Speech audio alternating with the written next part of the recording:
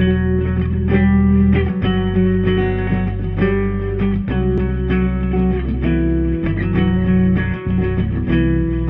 understand this play, you have to be able to imagine a strange world where there have been two disastrous wars which have trashed the economy.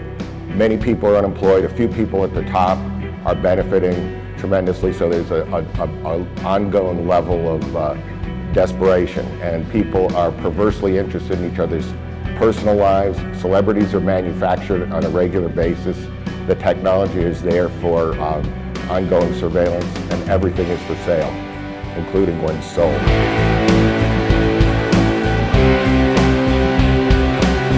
I think that we have almost a primal need to tell stories, and to tell stories about each other, and in its lowest form, gossip. And so I think that reality TV really taps into this sort of obsession about who other people are and how they're living and how our lives stack up with other people's lives, and how it all fits together.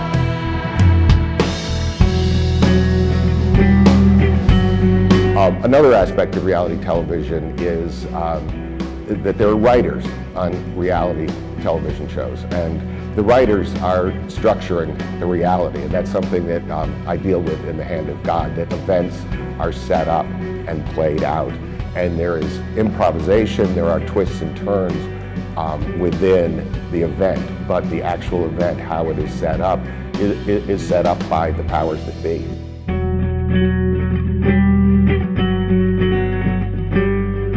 I think it has changed in that I think that the more you do it, the more control you have over the craft of writing. But I think every play is virgin territory and presents completely different problems. And I think it's important as writers to keep challenging ourselves. And so I think there's an ongoing level of discomfort in doing it, no matter how long you do it. And you know that there are problems that can be solved by craft, and I certainly trust that.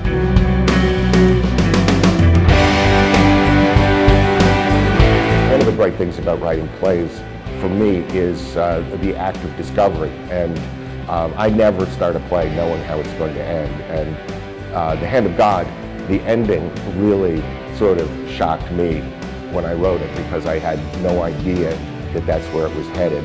But once it was there, it was inescapable what it was, and it really defined what the entire play was. And so much of writing is subterranean. It's not what you're consciously plotting out, although you do have to do that at times, but it's much more trusting what's under the surface. And what's under the surface, usually, if you keep at it, will find its own kind of internal logic. And this is a play that, to me, I really trusted that, and we'll see. The audience will tell me if it works or not.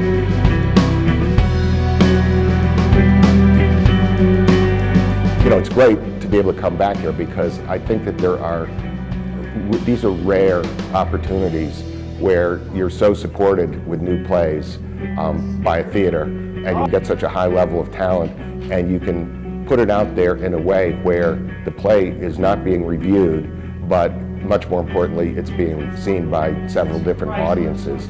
And I think there are very few situations in the theater now where you can do that, because so many theaters are using, either doing a production or doing a closed reading, but this step in between where you can really see your work in front of an audience, it's hugely important in the development of a play. So, and I think that it's, the Denver Theater Center is, to be commended for doing as many new plays.